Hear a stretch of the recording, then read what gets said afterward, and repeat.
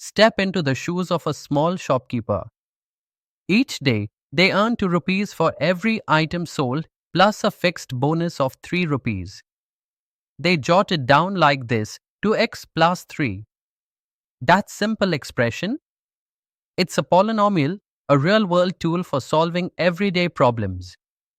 Polynomials help us model, calculate, and make sense of patterns all around us.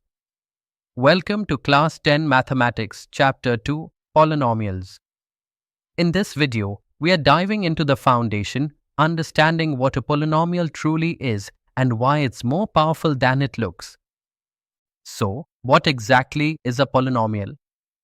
In simple terms, it's an algebraic expression made up of terms. Each term has a variable raised to a whole number exponent and multiplied by a real number.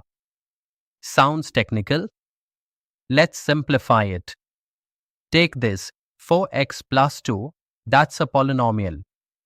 It has one variable, x, raised to the power of 1. Now look at this, 5x cubed minus 4x squared plus x minus 2. That's still a polynomial, just with more terms and a higher degree. But not all expressions make the cut. An expression like 1 divided by x minus 1, that involves a negative exponent. Square root of x plus 2, that's a fractional exponent. And here's the rule: no fractions, no roots, no variables in the denominator. Only whole number powers of the variable and real number coefficients. If it follows those rules, congratulations, it's a polynomial.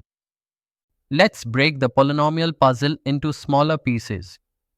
First, what's a term? Each part of a polynomial, separated by a plus or minus sign, is called a term. Simple. Now, on to the degree. It's the highest exponent of the variable in the entire expression. And this degree? It tells us the type of polynomial we are looking at. If the highest power is 1, it's a linear polynomial. Like 2x minus 3, a straight line story. If the highest power is 2, welcome to the world of quadratic polynomials. Example: x squared minus 4x plus 4, you'll see this curve a lot. And if the degree is 3, we call it a cubic polynomial. For instance, x cubed plus x squared minus x minus 1. Here's the golden rule: all coefficients must be real numbers and the powers of variables? Always, yes, always, non-negative whole numbers. Think polynomials only live inside math books? Think again. They're quietly shaping the world around us. In finance, they model how profits rise or fall over time. In physics, they trace the path of a cricket ball soaring through the air. And in engineering, they design smooth curves in bridges, cars, even roller coasters. Polynomials help us predict, design, and optimize, from rocket science to retail. So learning them isn't just for exams. It's for understanding how the world really works. Let's uncover something truly important: zeros of a polynomial. What does that mean? A zero is simply the value of the variable that makes the polynomial equal to 0. It's where the output vanishes. Simple, right? Let's use an example straight from your textbook. Take the polynomial p of x equals x squared minus 3x minus 4. Let's plug in some values and see what happens. First, try x equals 2, p of 2 equals to 2 squared minus 3 times 2 minus 4. That's 4 minus 6 minus 4, which gives us negative 6. Since it's not 0, 2 is not a 0 of this polynomial. Now, try x equals negative 1, p of negative 1 equals negative 1 squared plus 3 minus 4. That's 1 plus 3 minus 4 equals to 0. Yes, that's a 0. One more, x equals 4, p of 4 equals 16 minus 12 minus 4 equals to 0 again. So, we've found two zeros, x equals -1 and x equals to 4.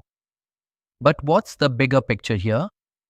When you plot the graph of this polynomial, the curve touches the x-axis exactly at these 2 points.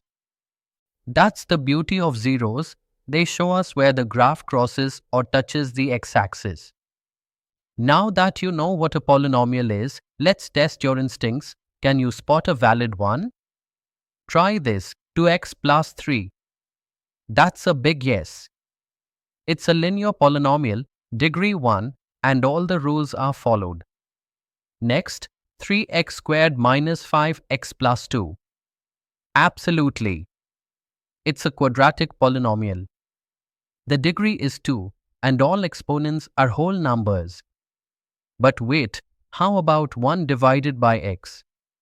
Hold on, that's a no. Why?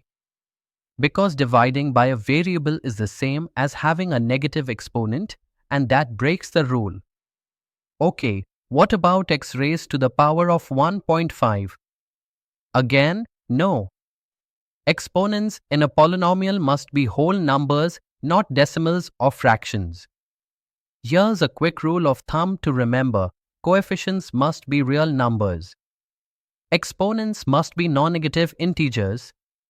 You can use addition, subtraction, and multiplication. But never divide by a variable or use fractional powers. Stick to these rules and you'll always know what qualifies as a polynomial.